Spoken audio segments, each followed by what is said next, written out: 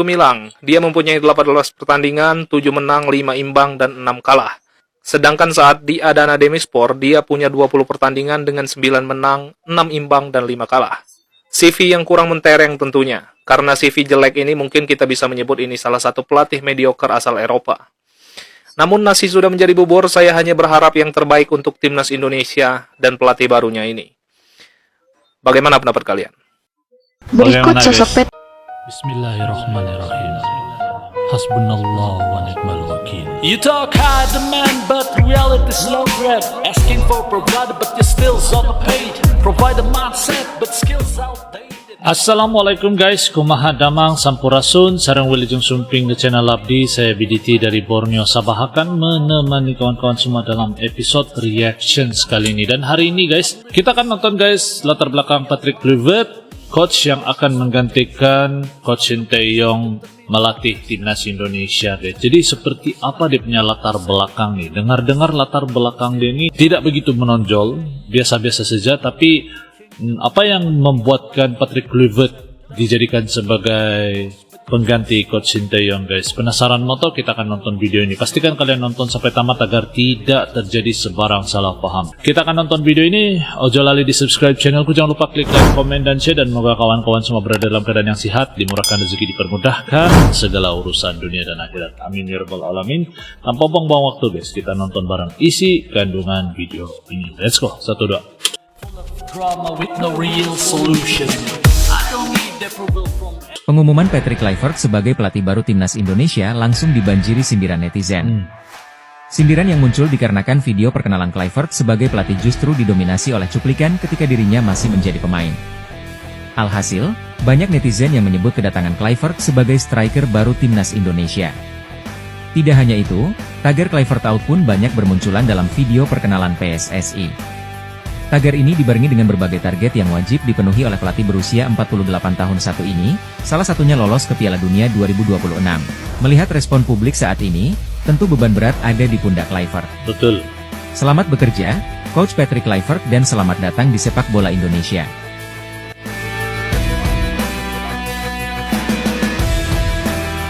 Oke guys, jadi itu Patrick Kluivert yang akan menggantikan Coach STY.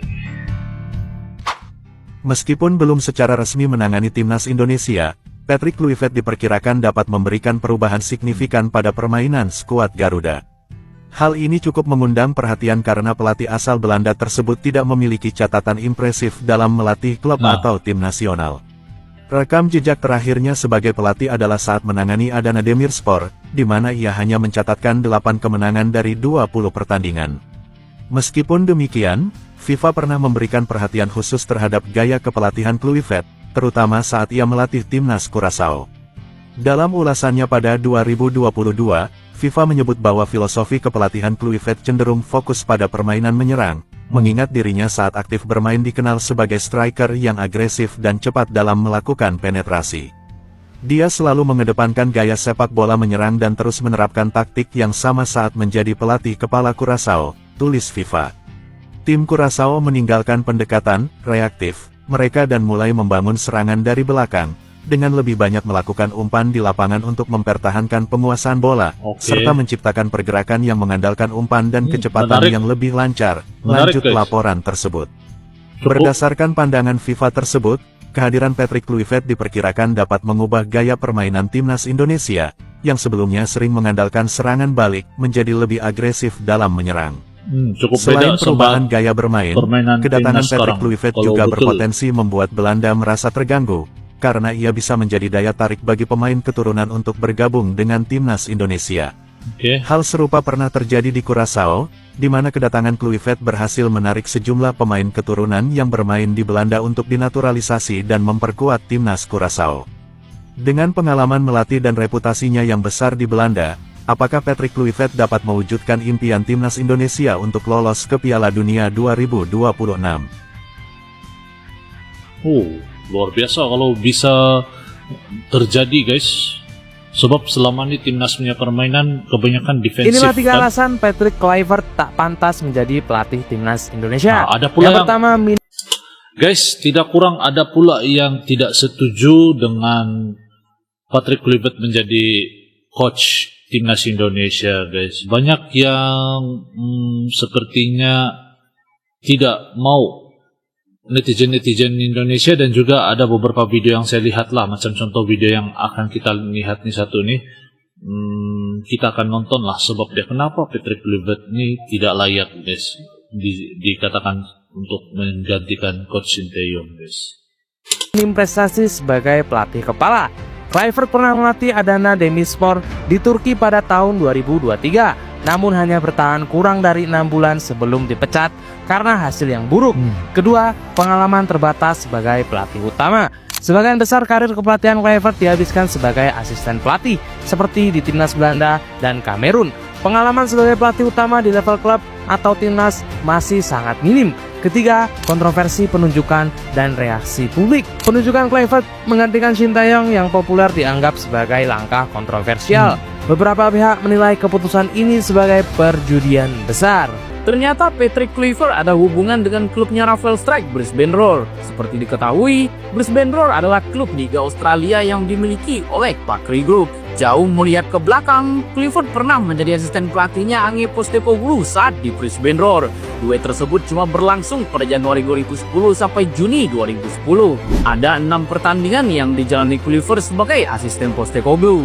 Hasilnya tidak memuaskan, yakni 4 kalah, 1 imbang dan 1 menang. Kebersamaan itu berakhir karena Kluivert hijrah mengambil tugas di NEC Nijmegen Postecoglou di Brisbane Roar sampai April 2012 dan kini menjadi pelatih Tottenham Hotspur sejak Juli 2023. Here we go, Patrick Kluivert menjadi pelatih baru timnas Indonesia. Meski secara resmi akan diumumkan tanggal 12 Januari nanti oleh PSSI, tapi Fabrizio Romano sudah mengkonfirmasi bahwa Patrick Kluivert lah yang akan menggantikan Sinteyong sebagai pelatih baru timnas Indonesia. Tapi sebenarnya bagaimana rekam jejak Kluivert di dunia kepelatihan? Faktanya biasa-biasa aja, bahkan cenderung jelek. Tahun 2008 ia mengawali semuanya ketika menjadi pelatih penyerang di AZ Alkmaar. 2011 jadi pelatih utama di FC Twente 2, bukan yang utama ya. Lalu jadi asisten pelatih timnas Belanda tahun 2012. Kemudian sempat menjadi pelatih kepala di timnas Curacao. Tapi menurut pengakuan admin ex Curacao, taktik Kluivert benar-benar ancur-ancuran dan susah dipahami. Dia juga sempat menjabat sebagai direktur olahraga PSG. Kalian tahu sendiri gimana PSG di bawah kepemimpinan Nasser Al-Khelaifi. Sisanya, Kluivert juga pernah menjadi manajer Akademi Barcelona, asisten pelatih Kamerun, pelatih Ajax U19 dan terakhir menjadi pelatih kepala Adana Demirspor, klub asal Turki. Itu pun hanya menjabat selama 5 bulan karena menurut pengakuannya pihak klub lah yang tak mampu menggaji para pemain dan staf pelatih selama berbulan-bulan. Jadi mereka terpaksa mengakhiri kerjasama secara baik-baik. Tapi bagaimana menurut kalian? Patrick Kluivert, mantan striker legendaris asal Belanda, kini menjadi sorotan sebagai kandidat pelatih timnas Indonesia. Dengan pengalaman melatih di berbagai klub dan sebagai asisten pelatih timnas, Kluivert memiliki rekam jejak yang mengesankan. Karir melatih, Kluivert pernah menangani beberapa tim, termasuk FC Twente U21 dan Adana Demirspor. Ia juga menjabat sebagai asisten pelatih timnas Belanda dan pelatih utama timnas Curaçao. Sebagai pelatih, meskipun prestasinya sebagai pelatih belum sebanding dengan karir bermainnya, Kluivert berhasil meraih 1 gelar, yaitu Beloften Eredivisie bersama FC Twente pada musim 2011 hingga 2012. Kluivert dianggap sebagai sosok yang tepat untuk menangani timnas Indonesia, terutama karena banyaknya pemain keturunan Belanda dalam skuad saat ini. Pengalamannya dalam membawa Curaçao ke putaran final CONCACAF Gold Cup 2017. Pemain hebat jarang menjadi pelatih hebat. Sebagai seorang pemain, Patrick Kluivert tidak perlu kita ragukan lagi. Dia merupakan salah satu legenda terbesar. Dia pernah memperkuat Ajax, Barcelona, hingga AC Milan. Namun, sebagai pelatih, track record Patrick Kluivert bisa kita sebut sebagai pelatih mediocre. Selama berkarir menjadi pelatih, Patrick Kluivert hanya 2 kali menjadi pelatih kepala. Yaitu yang pertama menjadi pelatih timnas Curacao dan menjadi pelatih klub asal Turki Adana Demirspor. Sisanya, Kluivert hanya menjadi asisten pelatih atau menjadi pelatih tim muda. Statistik Kluivert bersama timnas Curacao juga tidak terlalu gemilang. Dia mempunyai 18 pertandingan, 7 menang, 5 imbang, dan 6 kalah. Sedangkan saat di Adana Demirspor, dia punya 20 pertandingan dengan 9 menang, 6 imbang, dan 5 kalah. CV yang kurang mentereng tentunya. Karena CV jelek ini mungkin kita bisa menyebut ini salah satu pelatih mediocre asal Eropa.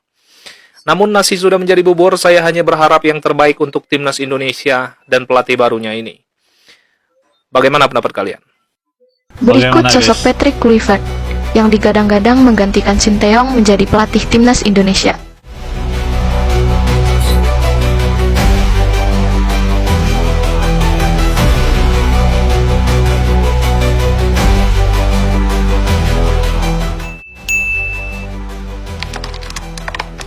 Patrick Kluivert pernah utang 16 miliar rupiah karena judi.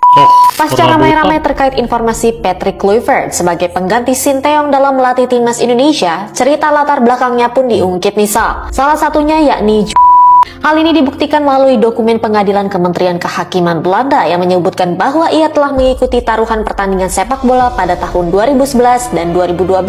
Nah, hal tersebut menimbulkan utang sebesar 1 juta euro atau sekira 16,8 miliar rupiah. Dalam pertandingan itu terbukti adanya pengaturan skor dengan melibatkan seorang pemain dan tim terkait. Namun disangkal oleh pengacara Patrick bahwa kliennya merupakan korban dalam kasus tersebut. Gimana Zap? Apa cocok jadi pengganti STY?